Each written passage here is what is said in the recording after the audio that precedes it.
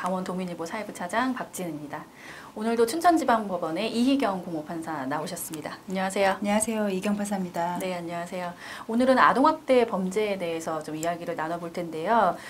최근에 계모와 친부에 의해서 락스 세례와 찬물 학대로 끝내 숨진 7살 신원영 군의 사건도 있었죠. 이렇게 아동학대 범죄가 연일 언론에서 좀 이제 많이 이슈화되고 있는데요.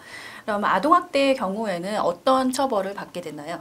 네, 아동복지법 제17조 3호에서는 이제 아동의 신체적 손상을 준다든지 신체의 건강이나 발달을 해치는 신체적 학대 행위를 하는 경우, 또는 5호에서 정한 아동의 정신건강 및 발달에 해를 끼치는 정서적 학대 행위를 하는 경우에는 5년 이하의 징역 또는 3천만 원 이하의 벌금형에 받도록 규정하고 있습니다. 네, 이 강원도 내에서도 아동학대로 처벌한 사례들이 발견이 되고 있나요?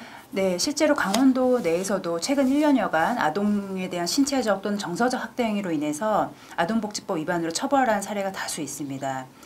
최근 문제가 이제 되었던 사건으로는 의붓 어머니인 피고인이 피해 아동을 CCTV로 이제 감시를 하면서 집안 청소를 제대로 하지 않다든지 아니면 외출을 장시간 하였다는 이유로 욕설을 하고 또 벌을 준 사건이 있었습니다. 이 사건에서 춘천지방법원 형사재판부에서는 피고인이 피해 아동에게 신체적 정서적 학대 행위를 하였음 인정을 하고 징역 1년에 집행유예 2년 또 보호관찰 및 아동학대 재범 예방 강의 80시간 수강 명령을 한 사건이 있습니다.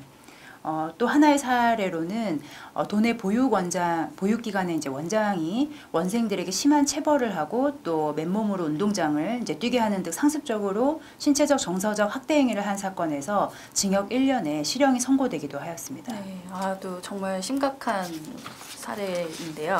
이렇게 징역형이 선고됐다는 것은 꽤 무겁게 처벌받은 것 같은데 어떠한 양형 사유가 고려가 됐나요? 네, 앞서 의붓 어머니 사건은 재판부가 아동학대와 상해가 이제 수에 가하여진 점을 고려해서 죄책이 무겁다고 이제 판단하였던 것이고, 또 피고인에게 피해 아동을 포함한 3명의 미성년 자녀를 한편으로는 부양하여야 되는 점을 양형에 고려하였습니다.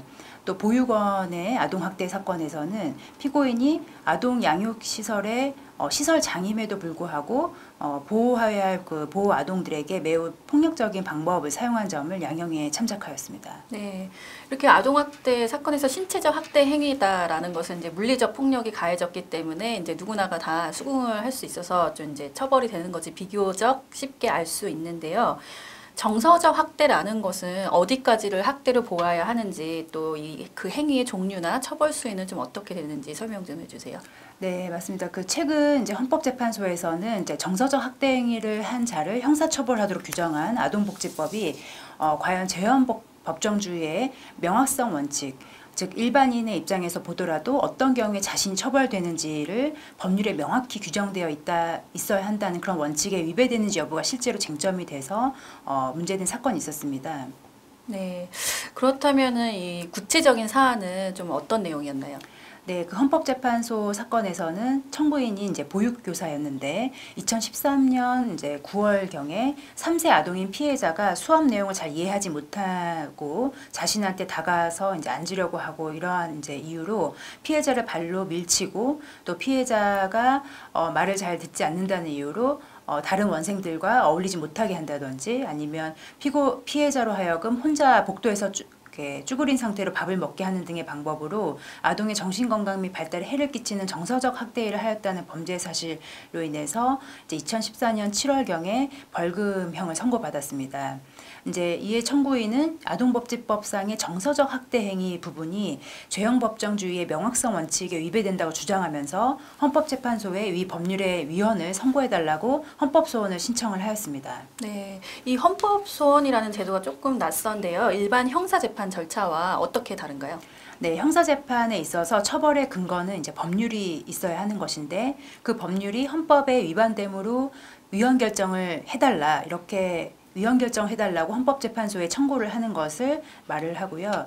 그리고 헌법재판소가 만약에 해당 법률에 대해서 위헌 결정을 하게 되면 즉 형사처벌의 근거 법률인 그 법률이 이제 헌법에 위반된다라는 결정을 하게 되면 그 형법 조항은 처음부터 무효가 되기 때문에 실제 형사재판에서는 무죄가 선고되게 됩니다. 아, 그럼 이 해당 사건에서 헌법재판소의 결론은 어떻게 났나요? 네, 헌법재판소는 지난 4월 9일 재판부 전원일치 의견으로 이 정서적 학대 행위를 처벌하는 것으로 규정한 아동복지법이 헌법에 어긋나지 않는다고 결정을 하였습니다. 네, 그렇다면 그 근거는 좀 어떻게 되는 건지요? 네, 아동복지법에서 신체적 학대 행위와 또 정서적 학대 그리고 유기와 방임 행위를 동일한 법정형으로 처벌하도록 한 것을 고려할 때 정서적 학대 행위는 적어도 신체적 학대 행위라든지 아니면 유기 또는 방임 행위와 동일한 정도의 피해를 아동한테 주는 것을 말한다라고 할 것이기 때문에 교육적 목적으로 이루어지는 정상적인 훈육과는 이제 구별된다라고 판단하였습니다.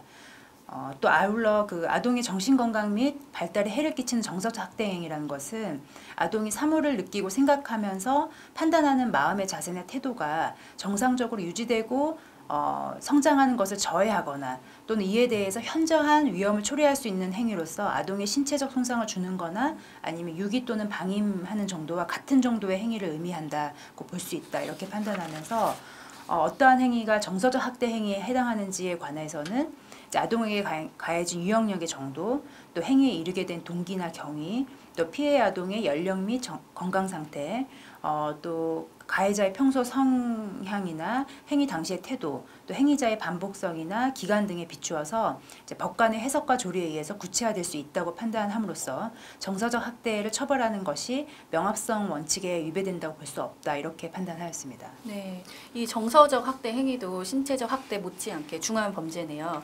그렇다면 이 실제로 정서적 학대가 쟁점이 된 사건이 있나요? 네, 지난 1월에 춘천지법 형사재판부에서는 이제 낮잠을 자기 위해서 누워있던 피해 아동 옆에 휴대폰을 이제 신경질적으로 집어 던진 후에 무서운 영상을 보게 해서 피해 아동으로 하여금 이제 극도의 공포심을 일으킨 행위에 대한 사건이 있었는데요. 이 피고인의 행위에 대해서 정서적 학대 행위를 인정을 하고 벌금형을 선고한 사례가 있습니다. 네. 이에 대해서는 이제 피고인이 항소를 제기하였고 항소심의 재판이 이제 계속 중이기 때문에 과연 이제 이러한 행동이 정서적 학대 행위에 해당하는지 여부에 항소심 재판부의 판단도 주목됩니다. 네. 그렇다면 아동학대죄로 처벌하는 경우에 양형은 대체로 어떤가요? 네, 아동학대죄는 이제 신체적 학대 또 정서적 학대 중에서도 그 행위 태양이 정말 다양하게 나타나는 그러한 범죄군이라 할 수 있고 또 피해 정도라든지 피해 아동의 연령 또 피고인과 피해 아동과의 관계 행위의 횟수 또 범행 후 사정 등을 모두 고려해서 이제 양형을 정하고 있는데 그래서 양형 범위도 벌금형에서부터 실형에 이르기까지 좀 광범위하게 이루어지는 편입니다.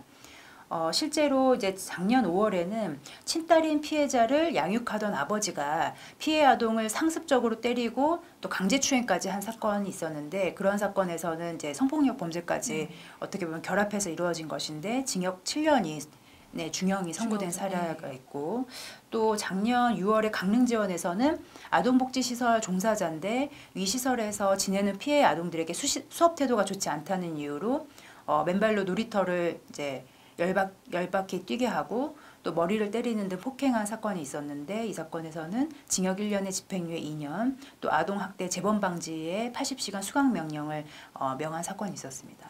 네.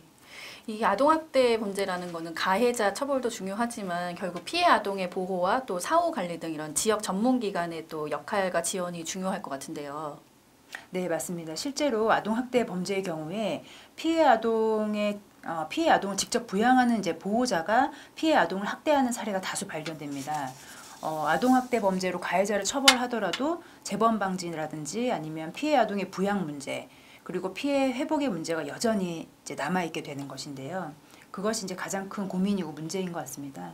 그래서 법원은 이제 가해자 처벌뿐만 아니라 아동보호 사건의 특수성 그리고 피해 아동의 보호와 사후 관리의 중요성을 무겁게 이제 받아들여서 피해 아동의 보호와 행위자의 교육 및 치료를 위해서 이제 2015년 12월까지 강원도 아동보호 전문기관 그리고 강원도 그리고 강원도 단기 여자 청소년 쉼터, 또 국립춘천병원, 또 도내 다수 보육원 등을 아동보호 스탑기관으로 지정해서 운영을 하고 있습니다. 그리고 또 지난 4월에는 도내 아동보호 전문기관이 모인 자리에서 간담회를 개최해서 아동학대 가해자들의 정신질환별 특징에 관해서 이제 논의를 하기도 하고, 이렇듯 그 아동보호 사건의 이제 특수성을 좀 이해를 하고, 또 가해자의 재발 방지나 피해 아동의 보호를 위해서 좀 지속적으로 노력을 하고 있습니다. 그리고 또한 지역 내에서 법원을 비롯한 아동보호 전문기관이 서로 좀 유기적으로 협력할 필요도 제기가 되고 있습니다. 네, 이렇게 아동학대 문제 또 이제 범죄 그에 따른 양형 사유까지 살펴봤는데요. 아동학대는 정말로 명백한 범죄 행위입니다. 그리고 우리 주위에 아동학대가 의심이 된다고 했었을 때는 또 적극적인 신고가 이루어져야 될 것 같고요. 또 아동학대를 당한 피해 아동에 대한 또 이제 체계적인 지원도 필요할 것 같습니다. 오늘